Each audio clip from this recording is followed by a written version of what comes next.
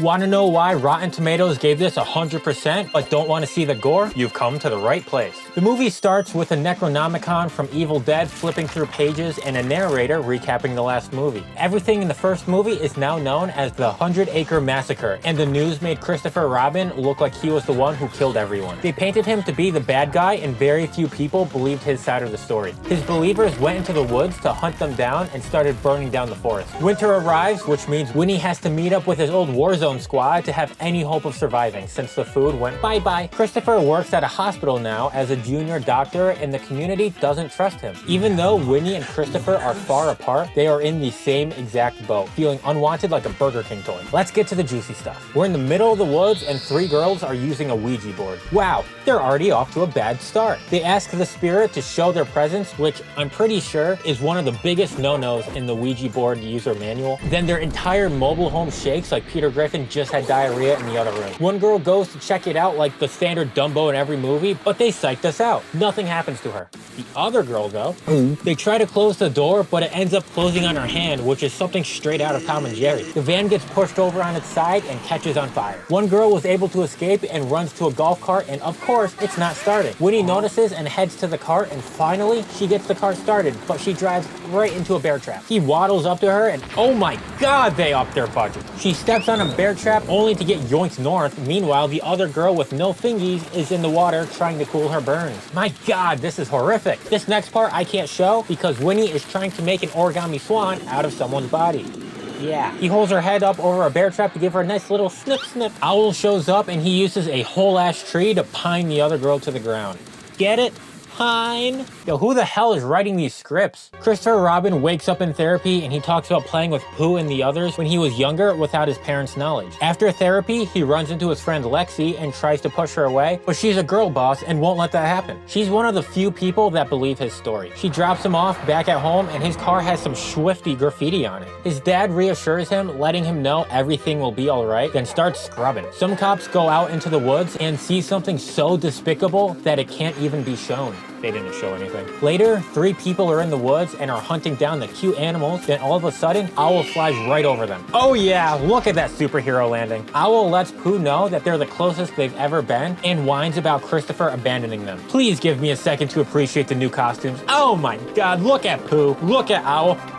Their costumes look stunning. Again, go to Prime Video and watch this in its entirety. You won't regret it. Or maybe you will if you're one of the few Disney adults. I'm not sponsored, I'm just passionate. Owl asks Pooh if they should bring the fight to the humans and possibly survive, or die waiting around for more food to come find them. The 3 musketeers hear something in the woods and go towards the noise, just like everyone does in these situations. Then they come across Piglet. He knocks the gun out of their hands and tries to game end them, but can you guess what happens next?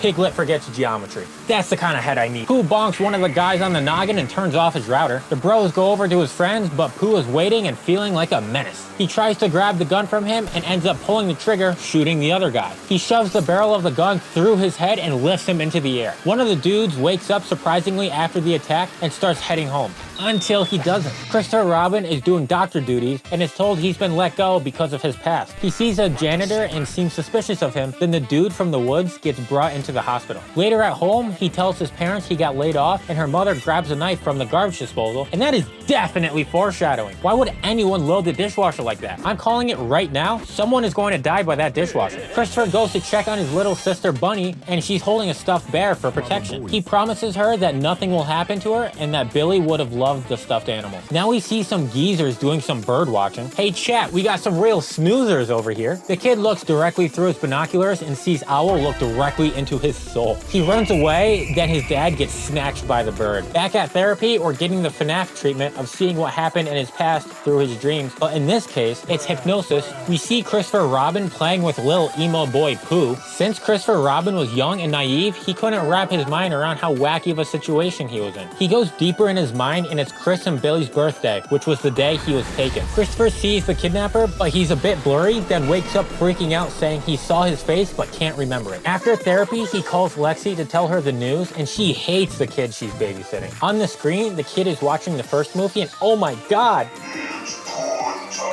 This film gets a 10 out of 10 from me. One of the best ever made. In the 100-acre woods, some cops are poking around their hideout and they aren't ready for what's coming for them. One of the cops says, "Let's bounce," and Tigger comes out of nowhere and says, "That's my line," while shoving his hand through the cop's chest. The other cop is terrified, so Tigger comes up behind them and says, and crawls towards him, which is honestly terrifying. Back at home, Christopher is talking to his mom and dad about Billy and tells them the news of his discovery at therapy. Chris does some Sinister-style deep diving on kidnappings that happened back in '03. He learns of Dr. Gallup's genetic research using unethical methods, then decides he's had enough. The next morning, there's a cop in his living room letting him know that some people in the woods didn't get the victory royale that they were hoping for, and in fact, placed last. The cop goes on spewing nonsense and tomfoolery, saying he gets a bunch of false claims about Chris's actions. Later, Chris and some friends meet up with some people setting up a rave and gets a tour of the place. One girl tries to uninvite Chris, saying she doesn't want a murderer at the party. Chris overhears this, then tries to prove his innocence, but knows he's not going to win, so he leaves. He goes to the hospital to see the bandaged guy from earlier, and on the whiteboard he writes, "I like to wear Crocs."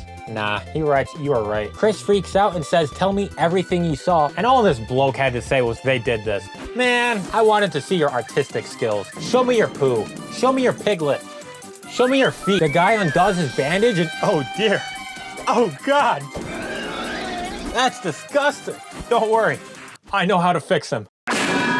All better. Chris sees the janitor again and runs after him, but he's nowhere to be found. Did you know only 3.4% of you are subscribed? Also, memberships are only 99 cents now. Now we see the third wheel from the party taking a shower. He hears some noise, so he walks around his sick-ass house. He finds bloody guts on the floor, so he snoops around his bachelor pad. I need that lighting in my house. He sees Owl, who jump scares him and pins him to the ground. What Owl does next is horrendous.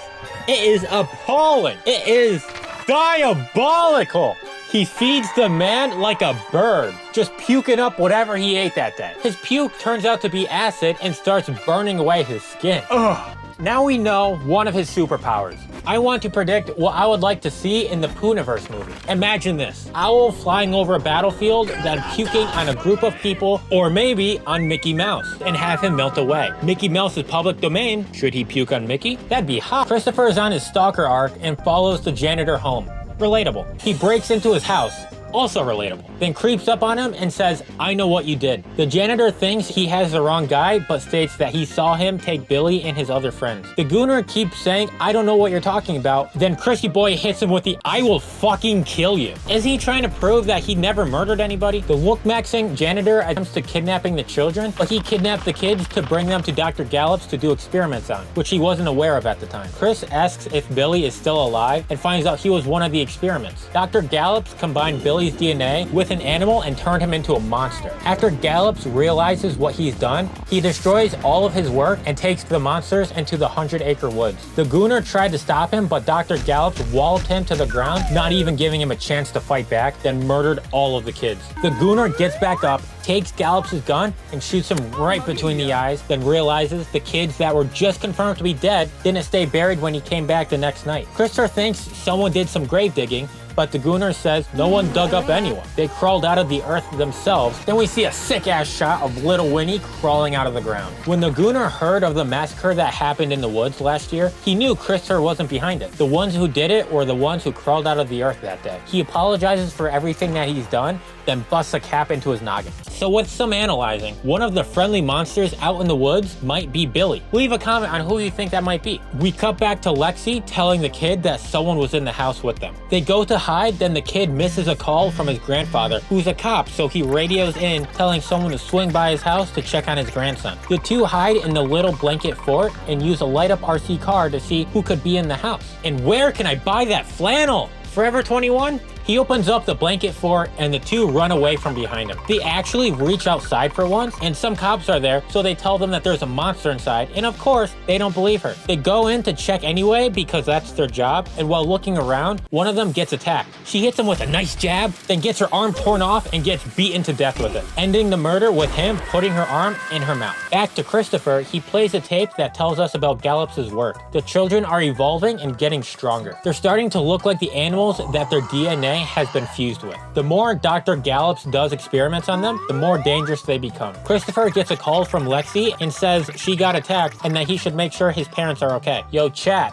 can you guess where Pooh is right now? Yeah, he's at Chris's parents' house. The mom is washing dishes in the dark for no reason whatsoever. Write in the comments right now if you've ever done dishes in the dark. That comment section is going to be empty. She turns on the outdoor light instead of the indoor light, and that blind fucker! Uh-oh, she's opening the dishwasher. Remember what I said earlier? Someone's going bye-bye. She looks up and sees Pooh, and he smashes her head into the rack of knives. The dad hears the scream and goes to check on her and leaves poor old Bunny alone. The father dies off screen, and now she's face to face with Winnie the Pooh. What's Winnie gonna do? Apparently nothing. He walks around Billy's room, and Billy turns out to be Winnie the Pooh. Who could have seen this coming? Chris finally arrives and finds his dead parents. He goes to find Bunny, but she's nowhere to be found because she got kidnapped off screen. The gang shows up at the rave, and Winnie gets in by shoving a stick through this guy's mouth. There are a lot of objects going through people's mouth in this movie. There's a joke to be made somewhere around here. Winnie throws his bear trap at a girl's head and rips it off, then swings his stick to get her.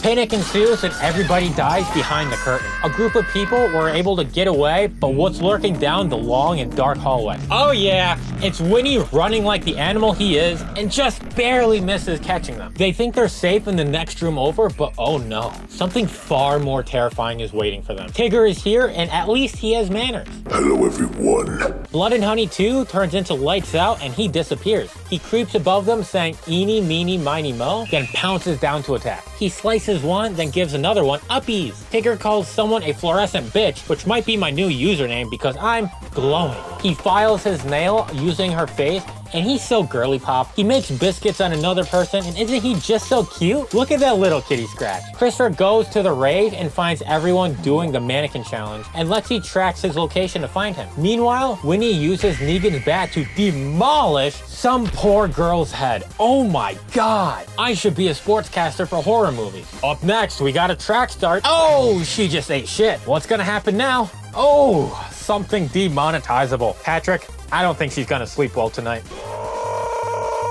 Now we're back with Tigger, and he's taunting this girl. You can't see, and neither can she, but she has no eyes and is crawling away from him. She's not going to get very far though, because she's crawling right into a trap door that dies of fall damage. Christopher follows the trail of dead bodies like it's breadcrumbs and gets closer to the monsters. One girl is running away, but Tigger says peekaboo and starts stabbing his claws through the floor, making her dance. This doesn't last very long because his nail went right through her foot, just like how the intruder's foot in Home Alone went through a nail. She gets game-ended, and we cut back to Chris. He's within cum shot distance of Pooh, and he knows it. The girl who uninvited him from the party falls in front of him like Gibby face planting into the ground, and he asks where Pooh is. She tells him he didn't do it, which means only one other person could have. Tricks the rabbit. It makes sense. Everyone at the parties probably ate some tricks, and since they're not kids, they're now dead. She apologizes for not believing him, then Tigger pops up behind him and says, She can't fly like owl. whoever wrote his lines needs to do stand-up. He says hello to Christopher, then gets shot, which is normally how introductions go for introverts.